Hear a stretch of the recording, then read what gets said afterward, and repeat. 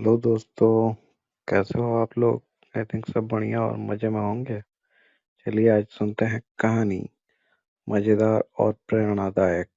सुनिए और मज़े लीजिए। और हाँ, चैनल में नए हैं तो सब्सक्राइब जरूर से कर लीजिएगा।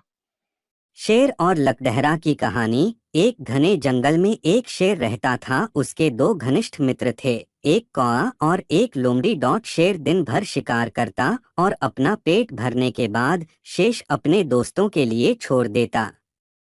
मुफ्त में बिना हाथ पैर हिलाए खाने को मिल जाने से वे बेहद खुश थे। इस प्रकार मुफ्त की खाने से कौआ और लोमड़ी बहुत आलसी हो गए थे और परिश्रम करने की उनकी आदत छूट गई थी। पास ही के गांव में एक लकड़हारा अपनी पत्नी के साथ रहता था। वे दोनों रोज जंगल में जाते और घंटों परिश्रम करके लकड़ियां काटकर घर लौटते। वापस लौटने के बाद लकड़हारे की पत्नी खाना बनाती और दोनों घर के बाहर बैठकर खाते। एक दिन शेर ने उन दोनों को घर के बाहर बैठकर खाना खाते हुए देख लिया। उसकी नाक में दूर से ही स्वादिष्ट भोजन की गंध आ गई थी।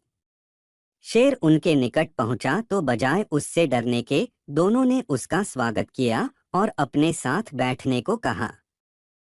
शेर वहीं बैठ गया और उन दोनों के साथ उसने भी भोजन किया।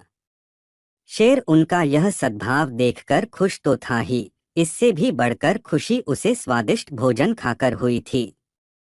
पहली बार पका हुआ खाने को जो मिला था, वरना पहले तो कच्चा ही खाक चबाकर काम चलता था। जंगल में वापस लौटने से पहले शेर ने उन दोनों को आतिथ्य सत्कार और स्वादिष्ट भोजन के लिए धन्यवाद किया। जवाब में लकड़हारे की पत्नी ने उसे रोज वहीं आकर भोजन करने को कहा। शेर के लिए तो यह सब आश्चर्यचकित कर देने जैसा था।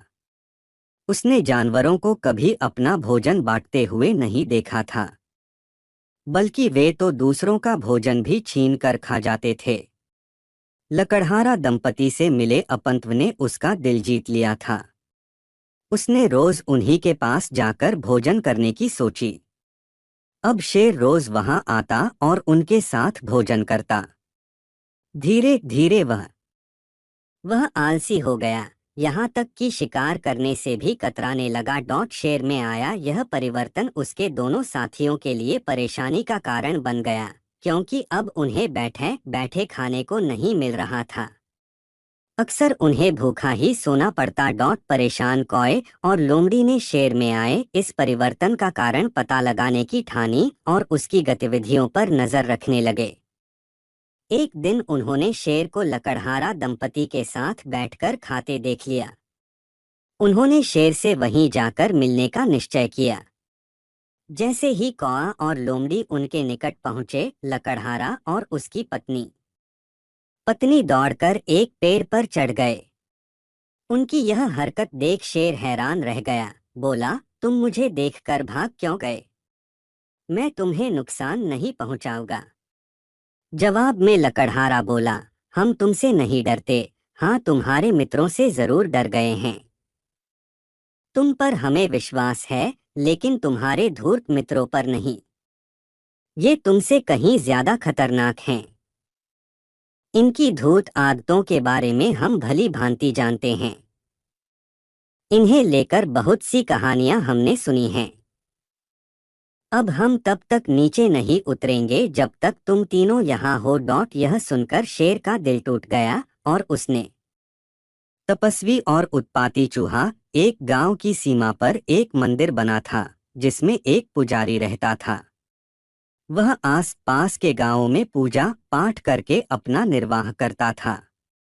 उसकी एक आदत थी कि रात को भोजन करने के बाद वह शेष बचा खाना एक हंडिया में डाल देता और उस हंडिया को छत से लटकी रस्सी में बांध देता। उसी मंदिर के निकट एक मोटा चूहा रहता था। वह रात को अपने बिल से बाहर आता और उछल कूद कर उस हंडिया तक जा पहुंचता और उसमें रखा भोजन चटकर जाता। सुबह उठने पर वह हंडिया पुजारी को खाली मिलती। यह अब नित्य का नियम हो गया था। लेकिन पुजारी को बेहद दुख होता। उसे कुछ नहीं सूझता था कि किस प्रकार उस चूहे को वहां से भगाया जाए। एक दिन एक सन्यासी घूमता हुआ उधर आ निकला और रात बिताने के लिए वही मंदिर में पुजारी के साथ ठहर गया। पुजारी अपने आगंतुक की कोई आवभगत न कर सका। उसने बेहद संकोचवश यथास्थिति से उस सन्यासी को अवगत कराया। उस सन्यासी ने उसे चिंता न करने को कहा और एक उपाय सुझाया। उसने कहा कि हमें चूहे का बिल खोजकर उसे ध्वस्त करना होगा।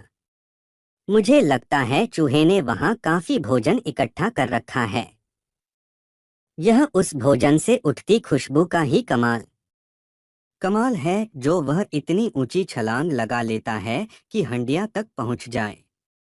पुजारी तथा सन्यासी दोनों चूहे का बिल खोजने के लिए एक दिन चूहे के पीछे लग गए। जब उन्हें बिल का पता चल गया तो उन्होंने उसे तहस नहस कर दिया। उस बिल में रखा भोजन भी मिट्टी में मिल गया। चूहा यह देखकर बहुत परेशान हुआ क्योंकि उसको उछलने की शक्ति प्रदान करने वाला स्रोत जो नष्ट हो गया था।